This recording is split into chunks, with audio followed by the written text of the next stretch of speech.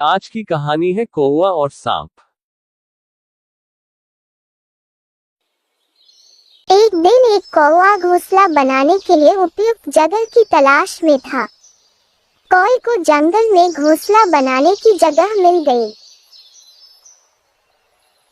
कौवा तिनका तिनका इकट्ठा करके घोंसला बनाता था। एक दिन कौवे ने उसके घोंसले में अंडा दे दिया।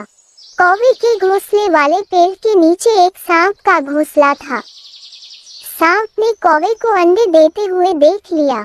सांप को कौवे के अंडे का लालच था। एक दिन कौवा भोजन की तलाश में निकला। तभी सांप अपने घोंसले से बाहर निकला और कौवे के घोंसले की ओर चला गया।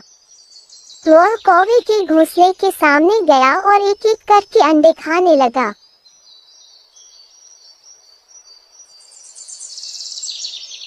फिर सांप अपने घर वापस चला गया।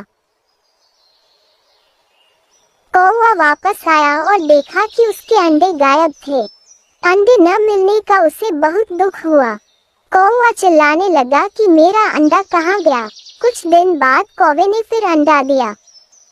कौवे की अनुपस्थिति में सांप ने फिर अंडे खा लिए।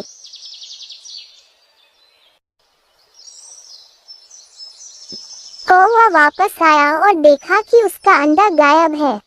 कौवा बहुत चिंतित हुआ और उसने पूछा कि अंडे कहाँ जा रहे हैं। कुछ दिनों के बाद कौवे ने फिर से अंडे दिए, लेकिन इस बार वह भोजन की तलाश के बहाने पास के पेड़ में छिप गया। कौवे ने देखा कि एक सांप उसके अंडे खा रहा है।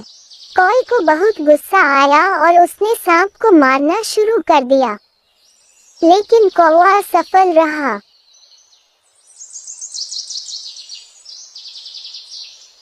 कौवा उदास होकर उड़ने लगा और सोचने लगा कि इस सांप की पकड़ से कैसे बचूं।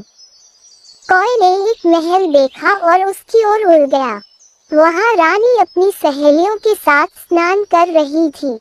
रानी के आभूषण बगल में थे। उस आभूषण को देखकर कौवे के मन में एक विचार आया। कौवा गहनों के पास गया और मोतियों का हार लेकर उड़ गया। रानी की सहेलियां कौवे को देखकर चिल्लाने लगी और बोली, सिपाहियों, कौवे को पकड़ो और जैसे भी हो गहने ले आओ। सिपाही कौवे के पीछे दौड़ते रहे।